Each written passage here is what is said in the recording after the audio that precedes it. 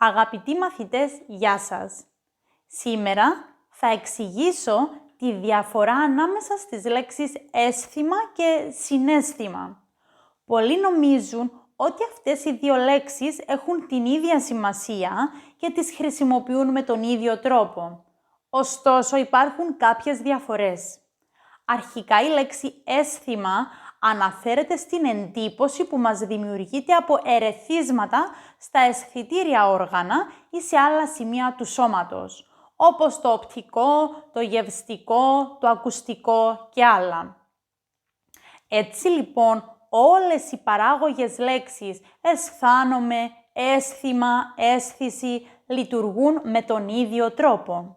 Κάποια παραδείγματα είναι: έχω την αίσθηση ότι είδα κάποιον να περνά από πίσω μου. Δηλαδή αισθάνομαι ότι είδα κάποιον. Έχω την εντύπωση. Έχω την αίσθηση ότι με κοροϊδεύεις. Πιστεύω, νομίζω ότι με κοροϊδεύεις.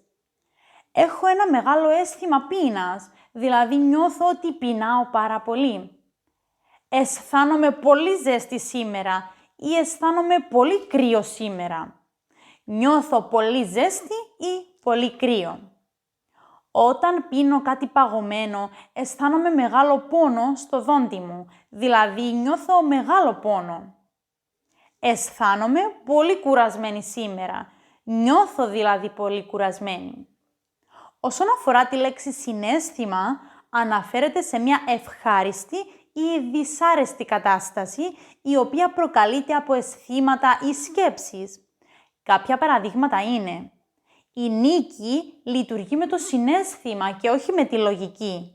Δηλαδή, ο τρόπος που αντιδρά σε καταστάσεις εξαρτάται πολύ από το πώς νιώθει τη συγκεκριμένη στιγμή και όχι με το πώς πρέπει να αντιδράσει. Ο Κώστας αποφάσισε να μιλήσει για τα συναισθήματά του στην Ελένη. Αποφάσισε δηλαδή να της μιλήσει για το πώς νιώθει για αυτήν, να της πει ότι την αγαπά. Όταν τελείωσα το σχολείο, είχα ανάμεικτα συναισθήματα. Από τη μια χαιρόμουν και από την άλλη λυπόμουν. Ένιωθα δηλαδή μπερδεμένη. Δεν ήξερα αν ήμουν χαρούμενη ή λυπημένη. Ο δάσκαλος ζήτησε από τα παιδιά να διαβάσουν ένα παραμύθι και στη συνέχεια να γράψουν τα συναισθήματά τους. Να γράψουν το πώς νιώθουν μετά από όσα διάβασαν. Αυτά για σήμερα.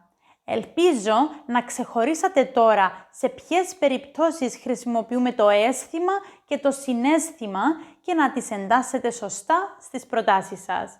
Μπορείτε να γράψετε τις δικές σας προτάσεις στα σχόλια κάτω από αυτό το βίντεο. Μέχρι την επόμενη φορά, γεια σας!